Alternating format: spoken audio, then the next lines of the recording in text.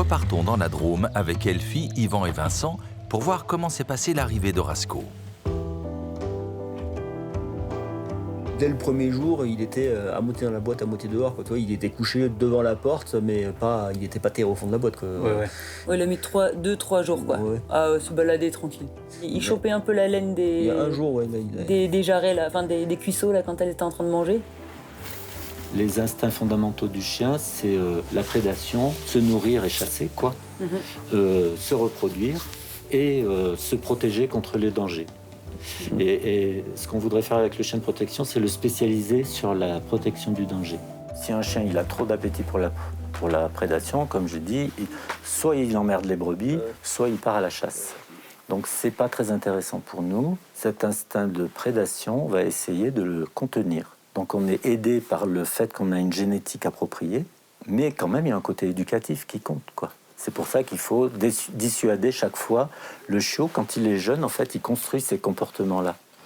Donc, chaque fois que tout d'un coup la fenêtre s'ouvre et il dit « Oh, oh, ben, si j'allais courir après des brebis, eh ben, la fenêtre doit se refermer et lui dire « Ben non, ça, tu le fais pas ». L'intervention, c'est quoi? L'intervention, c'est les premières fois, tu gueules non et tu balances par exemple un seau ou un truc qui fait du bruit juste à côté du chien. Tu le balances et au moment où le truc tombe, tu dis non. Ça va surprendre le chien, il s'arrête, il regarde d'où ça vient et là tu dis c'est bien. C'est-à-dire c'est très artificiel. Tu l'empêches de le faire et au moment où il s'empêche de le faire, tu lui dis c'est bien. Et très vite, tu n'auras plus besoin de rien jeter. Il suffira de dire non et le chien, il s'arrête.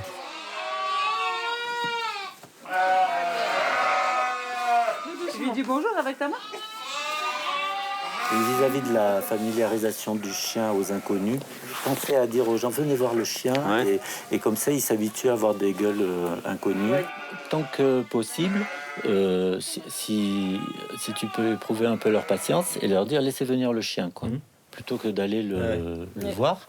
Parce que là, quand le chien il vient, il est sûr de lui, il est tranquille et tout.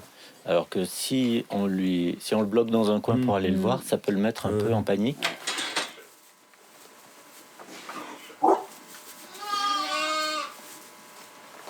Oui, il est bien dans ses pompes.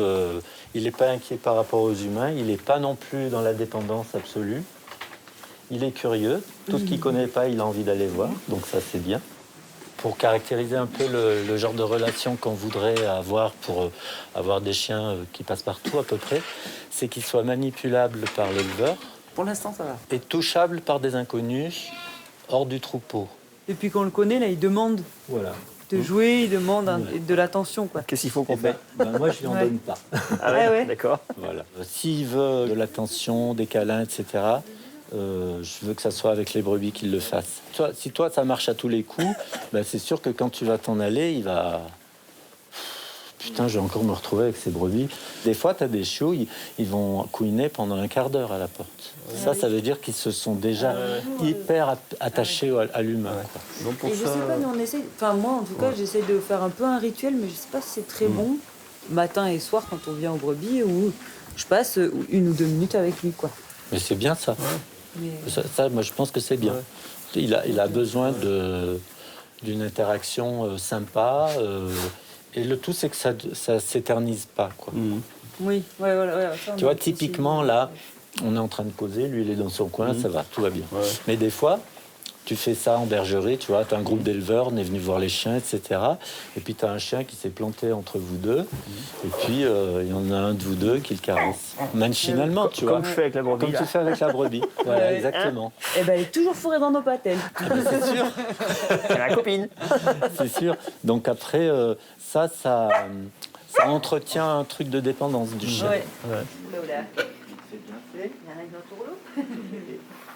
Vincent nous a dit les trucs. Bon, alors là, il faut que ce soit bien fermé, qu'il ne puisse pas sortir. C'est comme ça. Donc ça nous a pris 1 heure pour faire une clé fermée, 2 clés pleines. Et enfin voilà, c'est vrai que ça n'a pas été un gros boulot. Je me dis, si tu mets un minimum les moyens, là, en étant encadré comme on l'a été, le strict minimum, c'est vrai que c'est pas... Enfin, pour le moment, c'est pas une charge. Goûté encore. Non, c'est pas c'est loin d'être monstrueux comme charge de travail et c'est plutôt rigolo quoi aussi. Enfin, voilà, c'est aussi une nouvelle expérience de voir un peu comment ça se passe, etc. Enfin, moi je trouve que c'est assez ludique pour le moment.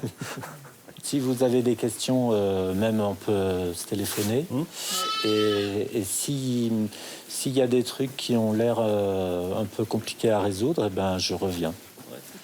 Donc là, la prochaine étape, c'est la sortie du chiot dans son petit parc. Et puis, on va encore avancer dans la réflexion parce qu'il commence à parler de prendre un deuxième chiot et puis de prendre un autre adulte, etc. Donc, je sens que c'est pas tout à fait fini. Là, ils ont l'air assez confiants. Ils sont contents de ce qui s'est passé jusqu'à maintenant. Donc, ça leur donne un peu la patate. Voilà, il faut juste pas trop aller trop vite non plus. L'éleveur qui va prendre tout d'un coup 3, 4, 5, 6 chiens, des fois, ça lui revient dans la figure et il se trouve avec des problèmes complexes à résoudre, de grosses meutes, pas forcément la première année, mais des fois la deuxième ou la troisième.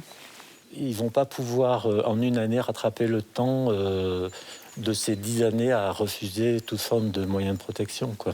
L'éleveur ou le berger, il peut être beaucoup sollicité dans les semaines qui suivent l'arrivée et le développement du chien. Pour autant, il faut qu'il arrive à trouver un équilibre, il faut qu'il prenne le temps nécessaire, mais il ne faut pas que ça prenne trop de temps, que ça impacte trop son travail, et il faut qu'il puisse récupérer et retrouver assez rapidement un rythme de travail normal. Prendre du recul sur l'ensemble des conséquences liées à l'arrivée et au développement du chien permet de mesurer le travail réalisé, d'identifier les côtés positifs et négatifs et de garder le contrôle sur son activité. Cela permet de comprendre quel rôle on a joué, d'être acteur et de ne pas subir tous les changements liés à l'arrivée du chien dans l'exploitation et son environnement. Ces éléments sont très importants car ce sont des facteurs de bonne santé physique et mentale.